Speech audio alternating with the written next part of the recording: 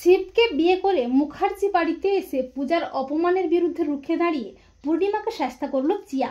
হ্যাঁ বন্ধুরা, আমরা এমনটাই দেখতে পাবো উড়ান ধারাবাহিকের আগামী পর্বগুলোতে।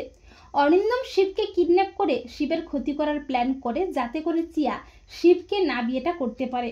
আর পূজাও ছুটে যায় শিবকে বাঁচাতে। কিন্তু অরিন্দমকে পাল্টা চাল দিয়ে চিয়া পৌঁছে যায় অরিন্দমের ডেরায়।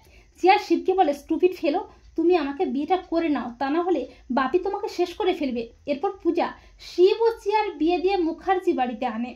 আর শিব চিয়াকে বিয়ে করেছে দেখেই তো পূর্ণিমা একেবারে মূর্ছা যায়। মহারাজ শিবকে বলে চিয়াকে তার বাবার কাছে দিয়ে আসতে। আর ঠিক তখনই চিয়ার বাবা ও মাও হাজির হয় মুখার্জি বাড়িতে। চিয়ার বাবা অরিন্দম বলে, আমিও চাই না চিয়া এ বাড়িতে থাকুক। তখন পূজা চিয়ার পাশে ঢাল হয়ে দাঁড়িয়ে বলে, চিয়া কোথাও যাবে না, ও এখানেই থাকবে, ও এখন মুখার্জি বাড়ির ছোট বউ, তাই ও এই বাড়িতেই সসম্মানে থাকবে। এই বলে পূজা নিজে বরণ করে চিয়াকে ঘরে তোলে। তখন পূর্ণিমা প্রচণ্ড ক্ষেপে গিয়ে পূজাকে বলে, বাচাল মেয়ে, তোমার এত বড় স্পর্ধা, তুমি আমার ইচ্ছার বিরুদ্ধে গিয়ে ওই ফালতু অভদ্র মেয়েটাকে বরণ করে ঘরে তুললে। তখন পূজা বলে, মা, চিয়াকে আপনি এভাবে অপমান করবেন না, ও এ বাড়ির ছোট বউ, সে আপনি মানুন বা না মানুন। তখন পূর্ণিমা বলে, তোমার এত বড় সাহস, তুমি আমার মুখের উপর কথা বলো। এই বলে পূর্ণিমা যখনই পূজাকে চটটা মারতে যাবে করে, তখন চিয়া পূর্ণিমার হাতটা চেপে হাতটা মুচকে দিয়ে উচিত শিক্ষা দেয়।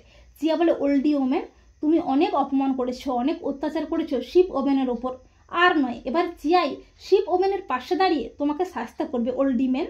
তো বন্ধুরা, তোমরা এটাই চাও তো যে চিয়া যেন পূজার অপমানের বিরুদ্ধে রুখে দাঁড়িয়ে পূর্ণিমাকে আচ্ছা করে শাস্তা করে? কমেন্ট করে এক্ষুনি জানিয়ে দাও তোমাদের মতামতটি।